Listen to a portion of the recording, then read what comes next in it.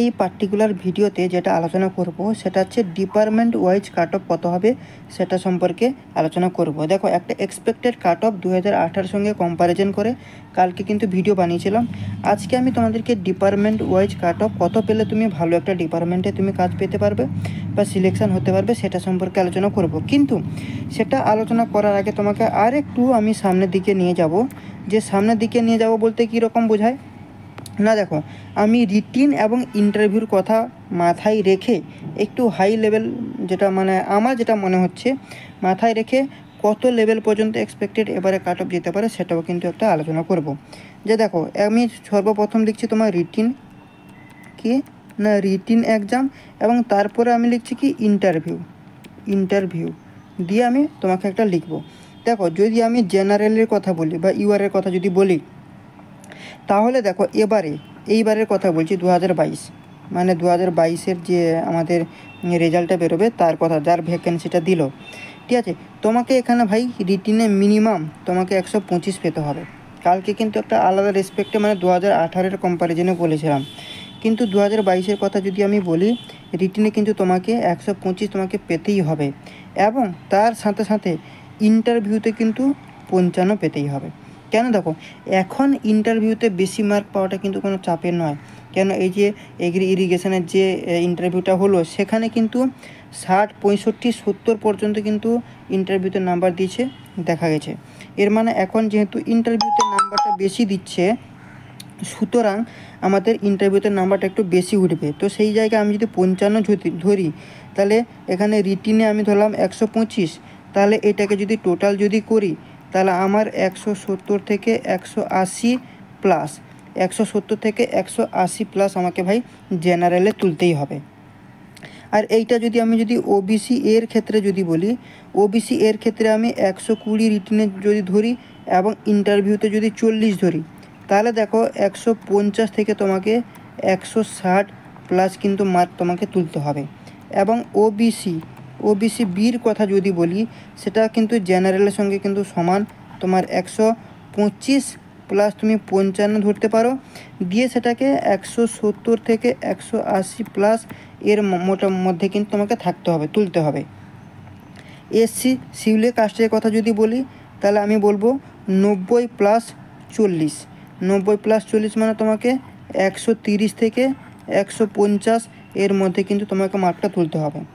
এবং এসটি তুমি 30 প্লাস 50, তোমার কত, তুমি যদি 75 থেকে 80 এর মধ্যে যদি তুলতে পারো, তাহলে কিন্তু তোমাকে আর ধরার মতো কেউ থাকবে না। কেন এই ভ্যালুটা তোমাকে দিলাম, দেখো, এই ভ্যালুটা দেওয়ার কারণ হচ্ছে 2023-এ এক্সাম হলো, এখন চলছে আমাদের 2024। এর কি, অ্যাপ্রক্স কিন্তু 1 ইয়ারের চেয়ে কিন্তু বেশি আমাদের গ্যাপ থেকে গেছে, ঠিক আছে।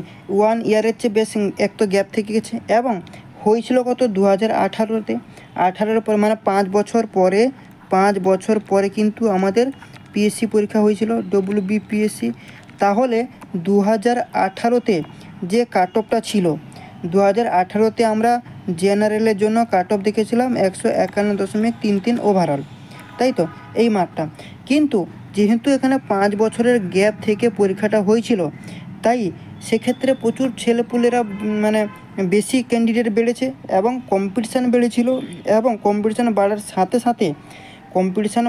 সাথে সাথে কী হচ্ছিল না, পড়াশুনো করার জন্য প্রচুর সময় হাতে ছিল এবং সবাই কিন্তু প্রিপেয়ার হয়ে পরীক্ষা হলে গেছিলো। তাই 2018-তে যদি আমাদের কাট অফ ওভারঅল যদি 151 এসে থাকে, তাহলে এখন কিন্তু 2022-এ কিন্তু অনেকটা বেশি আসবে।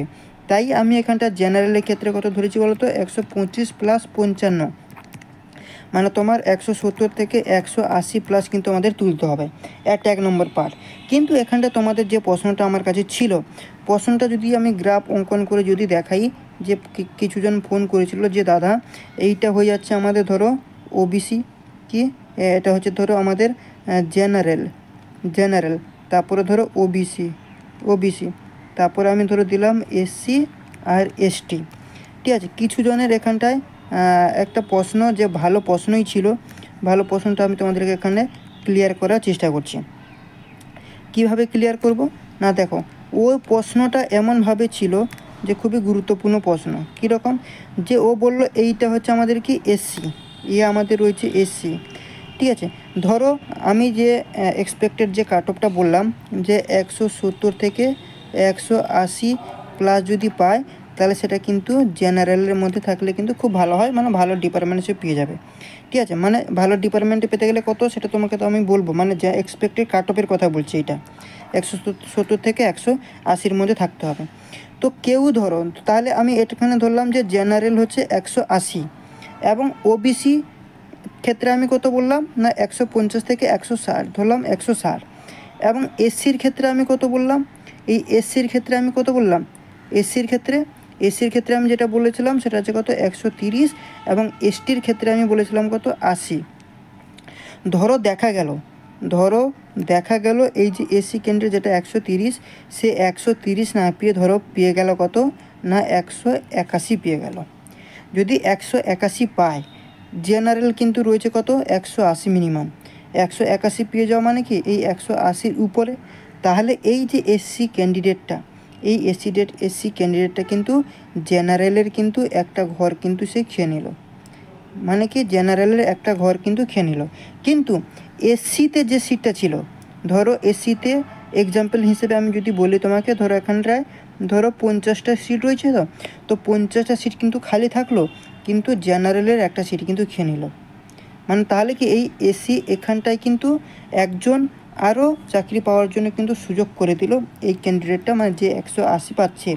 সুতরাং যে এসসি ছিল, এসসি যদি জেনারেল র্যাঙ্কের যদি নাম্বার যদি তুলতে পারে, তাহলে সে কিন্তু জেনারেল ক্যাটাগরিতে কিন্তু জব পাবে, এসসি ক্যাটাগরিতে কিন্তু জব পাবে না, মানে জেনারেলের সমতুল্য হিসেবে সে চলে যাবে।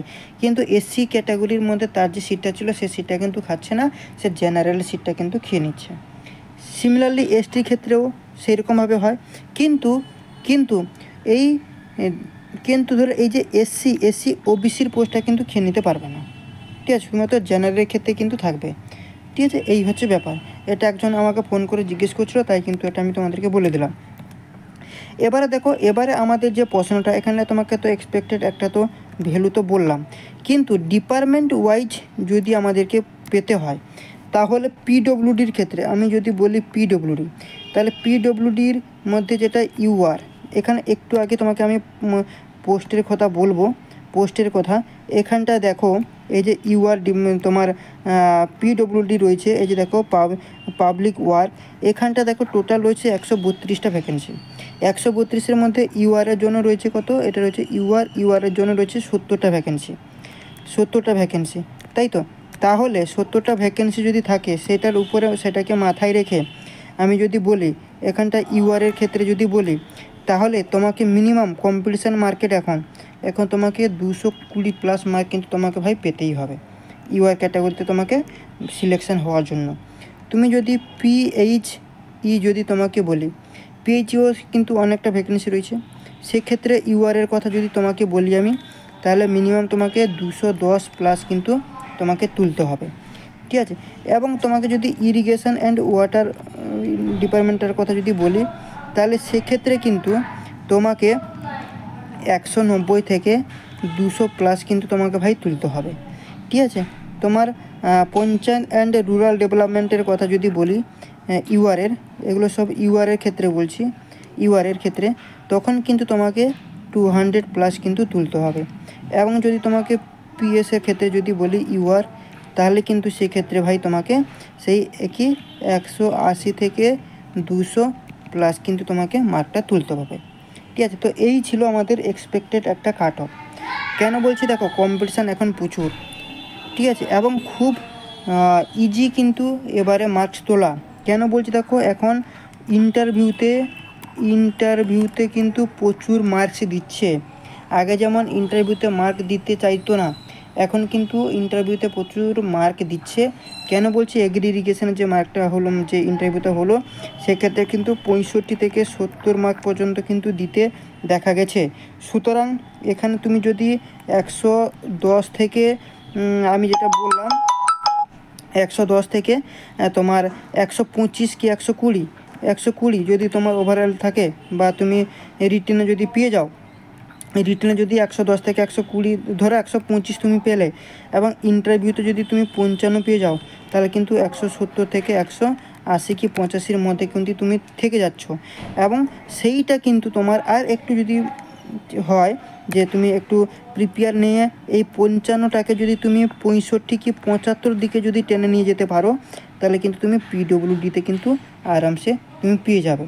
ঠিক আছে, তো সেইভাবে কিন্তু এখন ধরো ইন্টারভিউ তো খুব তোমার ফাইনাল রেজাল্টটা তো দিয়ে দেবে, এবং ইন্টারভিউর জন্য কিন্তু তোমরা ভালো করে এখন প্রিপারেশান নাও, কেন 1 বছরে কিন্তু তোমাদের একটা মাথায় কিন্তু গ্যাপ থেকেই গেছে। 1 বছরের কিন্তু তোমাদের গ্যাপ থেকে গেছে। এই যে বলবো আমি তোমাকে, 1 বছরের গ্যাপ থেকে গেছে। এখানে অনেকে অনেক কিছু ভুলে গেছে, সেগুলোকে যদি আরেকটু ভালো করে যদি প্রিপেয়ার নিয়ে নাও ইন্টারভিউর জন্য, তাহলে কিন্তু তুমি 65 থেকে 75-এর মধ্যে পার্সেন্টেজটা কিন্তু তোলার চেষ্টা করো। সেই ইন্টারভিউর জন্য আমি তোমাদেরকে বলবো কী কী পড়তে হবে। না দেখো, যেহেতু ইরিগেশান থেকে কিন্তু তোমাকে ভাই ভালো করে পড়াশোনা করতে হবে। কেন ইরিগেশান পেতে গেলে, আমি তোমাকে একটু আগে কি বললাম, ইরিগেশান পেতে গেলে তোমাকে 190 থেকে 200 প্লাস কিন্তু তোমাকে তুলতে হবে। সুতরাং ইরিগেশান সাবজেক্টটা তোমাকে ভালো করে পড়তে হবে। দ্বিতীয়ত হচ্ছে সার্ভেটা তোমাকে ভালো করে পড়তে হবে। এবং 3 নম্বর যেটা বলবো, পিএইচ মানে এনভায়রনমেন্টাল মানে ইভিএস, সেটাও কিন্তু তোমাকে ভালো করে পড়তে হবে।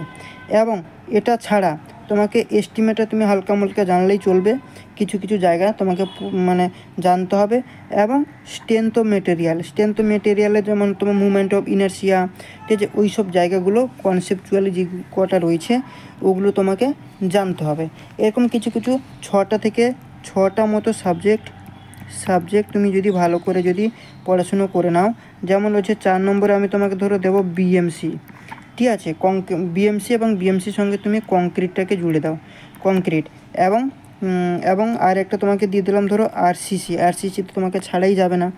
ঠিক আছে, এই 5টা থেকে 6টা সাবজেক্ট তুমি যদি ভালো করে যদি প্রিপেয়ার করে নাও, তাহলে কিন্তু ইন্টারভিউতে তুমি 60 থেকে 75 কিন্তু তোলা কিন্তু কোনো চাপের হবে না।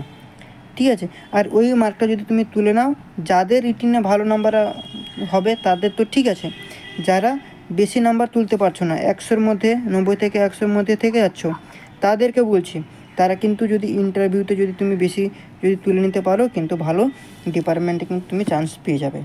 ঠিক আছে, তো চলো আজকে এখানটা শেষ করছি, নেক্সট পার্টে আবার দেখা হবে। ভিডিওটা ভালো লাগলে চ্যানেলটাকে সাবস্ক্রাইব করো, লাইক করো, বন্ধুবান্ধবের সাথে বেশি বেশি করে শেয়ার করো, এবং তোমাদের মতামত কিন্তু কমেন্ট সেকশানে অবশ্যই কমেন্ট করে জানাও। এবং কার কত আসছে ওভারঅল, সেটা কিন্তু ওভারঅল বলতে রিটিন, এখন বর্তমান রিটিনের কার কত আসছে তোমরা কিন্তু কমেন্ট সেকশানে কমেন্ট করে জানিও। ঠিক আছে, তো আজকে শেষ করছি, থ্যাংক ইউ।